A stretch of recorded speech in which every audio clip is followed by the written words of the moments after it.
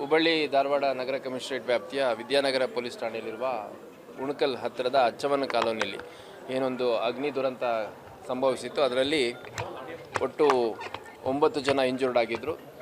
ಒಬ್ಬ ವಿನಾಯಕ್ ಅನ್ನುವಂಥವನು ರಿಕವರಿ ಆಗಿದ್ದಾನೆ ಅನ್ನುವಂಥದ್ದು ಒಂದು ಸಮಾಧಾನಕರ ವಿಷಯ. ಆದರೆ ಇನ್ನು ಉಳಿದ 8 ಜನ ಕೂಡ ಮೃತ ಹೊಂದಿದ್ದಾರೆ. ನಿನ್ನೆ 7ನೇ ಮತ್ತು 8ನೇ ವ್ಯಕ್ತಿ ತೇಜೇಶ್ವರ್ ಮತ್ತು ಪ್ರಕಾಶ್ ಅನ್ನುವಂಥವ್ರು, ತೇಜೇಶ್ವರ್ಗೆ 26 ವರ್ಷ ಮತ್ತು ಪ್ರಕಾಶ್ ಅನ್ನೋರಿಗೆ 36 ವರ್ಷ, ಇವರು ಮೃತ ಹೊಂದಿದ್ದಾರೆ. ಸೊ ಅಲ್ಲಿಗೆ 8 ಜನ ಮೃತ ಹೊಂದಿರುವಂಥದ್ದು ಭಾಳ ಬೇಸರದ ವಿಚಾರ.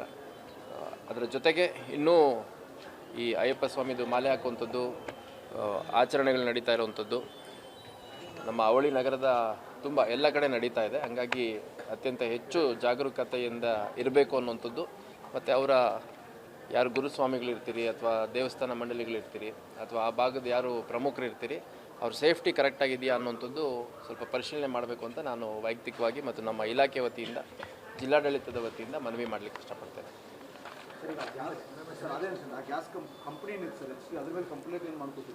ಇಲ್ಲ, ಅದನ್ನು ನಾವು ಇನ್ಸ್ಪೆಕ್ಷನ್ ರಿಪೋರ್ಟು ತೊಗೊಳ್ಲಿಕ್ಕೆ ಹೇಳಿದ್ದೀವಿ. ಸೇಫ್ಟಿ ಪ್ರೊಸೀಜರ್ ಕರೆಕ್ಟಾಗಿತ್ತಾ ಅಂತಂದು, ಮತ್ತು ಅದು ಎಲ್ಲಿಂದ LPG ಸಿಲಿಂಡ್ರ್ ತಂದಿದ್ರು ಮತ್ತು ಅದಕ್ಕೆ ಹಾಕಿದ್ದು ರೆಗ್ಯುಲೇಟ್ರ್ ಅವೆಲ್ಲ ಕರೆಕ್ಟಾಗಿದ್ವಾ, ಅದನ್ನು ವೆರಿಫೈ ಮಾಡುವಂಥದ್ದು ಏನು ಪ್ರೊಸೀಜರ್ ಇದೆ ಅನ್ನುವಂಥದ್ದು ಸಂಬಂಧಪಟ್ಟ ಕಂಪ್ನಿ ಸೇಫ್ಟಿ ಅಫಿಷಿಯಲ್ಸಿಂದಲೇ ತೊಗೊಳ್ಲಿಕ್ಕೆ ನಾನು ಸೂಚನೆ ಕೊಟ್ಟಿದ್ದೀನಿ. ಅದನ್ನು ಮಾಡ್ತೀವಿ, ಅದು ಸಮಗ್ರವಾಗಿ ಇನ್ಕ್ಲೂಡ್ ಮಾಡಲಾಗುತ್ತೆ. ಮತ್ತು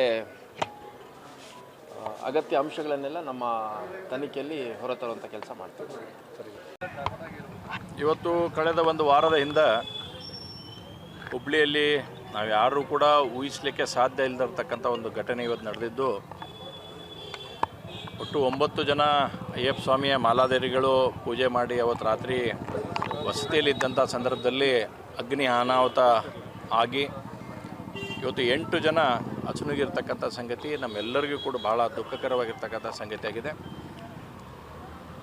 ಈಗ ತಾನೇ ಕೊನೆಗಿರ್ತಕ್ಕಂಥ ಒಬ್ಬ ಬಾಲಕನನ್ನು ಕೂಡ ನಾವು ನಮ್ಮ ಕಾರ್ಪೊರೇಟರೆಲ್ಲ ಹೋಗಿ ನೋಡ್ಕೊಂಡ್ಬಂದೇವಿ. ದೇವ್ರ ದಯದಿಂದ ಅವ್ರಿಗೆ ಒಂದು ಒಳ್ಳೆಯ ಆರೋಗ್ಯ ಚೇತರಿಕೆಯನ್ನು ಕಂಡಿದ್ದಾರೆ.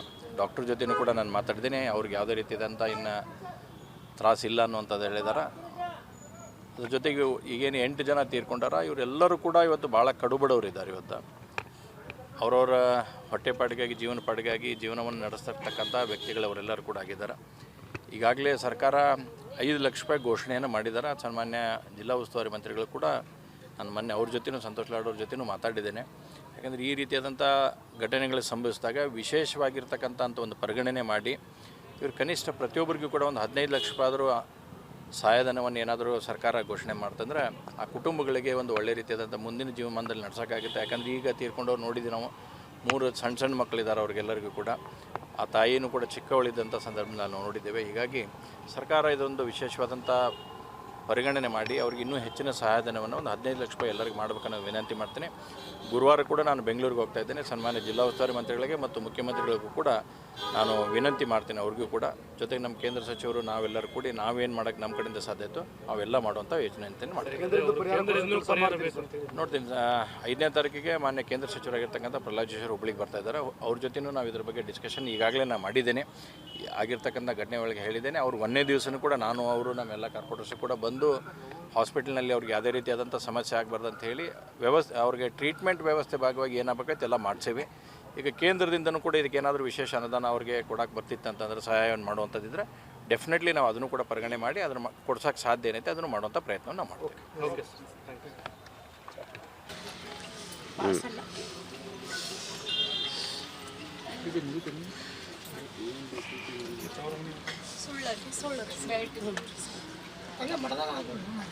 ತಾಯಿಯವರು ಅದಾರೆ ಸರ್, ತಾಯಿಯವರಿಗೆ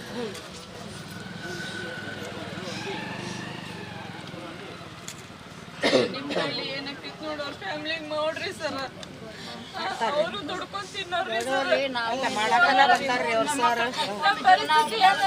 ಅಣ್ಣರಿಗೆ ಗೊತ್ತಿದ್ದ ಐತ್ರಿ. ಅವು 2-3 ಮಕ್ಳು ಕಟ್ಕೊಂಡು ಅಕ್ಕಿ ಹೆಂಗೆ ಮಾಡ್ಬೇಕು ನೋಡ್ರಿ. ಎಲ್ಲರಿಗೂ ಒಂದು ಏನಾದ್ರು ದಾರಿ ಮಾಡ್ಕೊಡ್ರಿ. ನೀವು ಸಹಾಯ ಮಾಡ್ಬೇಕು, ಸರ್ಕಾರ ಸ್ವಲ್ಪ ಸಹಾಯ ಮಾಡ್ಬೇಕು. ಯಾಕಂದ್ರೆ ಬಡವರು ಸರ್ಕಾರ ಮಾಡ್ರಿ. ತೆಂಗಿನಕಾಯಿ 8 ಮಾಡಿದ್ರೆ ನೀವೇ ಮಾಡ್ರಿ ಸರ್. ಇವ್ರಿ ತೆಂಗಿನಕಾಯಿ ಅವ್ರ ಇವ್ರಿ ಮಹೇಶ್ ತೆಂಗಿನಕಾಯಿ ಸರ ಇವ್ರಿ ನೋಡ್ರಿ ಸಣ್ಣ ಮಕ್ಕಳು ನಿಮ್ ಕೈಲಿ ಆದಷ್ಟು ನೀವು ಮಾಡ್ತಾರ್ರಿ ಮಾಡಕತ್ತಾನ ಬಂದಾರ್ರಿ ಅವ್ರು. ಏನಾಗುತ್ತೆ ಮಾಡೋದು ನಾವು ಮಾತಾಡಕತ್ತೀವಿ ಮಾತಾಡಿ ಎಲ್ಲರಿಗೂ ಏನು ಸರಿ ಮಾಡ್ತೀವಿ ನೋಡ್ರಿ ಏನ್ ಮಾಡ್ತೀರಿ ನೋಡ್ರಿ ನಿಮ್ ಕೈಯಾಗ ನಿಮ್ಮದ್ ಬಿಟ್ಟಂತೂ ನಾವೇನಿಲ್ಲ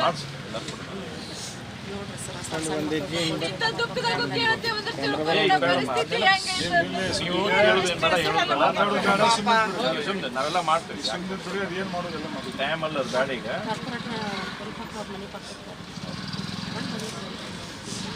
ಮಾಡೋಣ ಎಲ್ಲದೂ ಏನೇನು ಸರ್ಕಾರ ಬೇಕು ಅವ್ರಿಗೆ ಏನು ಮಾಡ್ತಾರೆ ನೋಡೋಣ ಎಜುಕೇಶನ್ದು ಮಾಡೋಣ ಈಗೀಗ ಕೆಲಸದ್ದು ಮಾಡಿಸೋಣ ಒಂದು ಆಶ್ರಯ ಯೋಜನೆ ಮನೆದು ಏನು ಮಾಡೋದು ಆಶ್ರಯ ಯೋಜನೆ ಒಂದೊಂದು ಮನೆ ಮಾಡ್ಬೇಕಂತ ಹೇಳಿ ಎಲ್ಲ ಮುಗಿಲಿ ಒಂದು 5-6 ಬೇಡಿಕೆ ಇಟ್ಟಿವ್ರಮ್ಮ ಎಲ್ಲರೂ ಕೂಡಿ ಎಲ್ಲ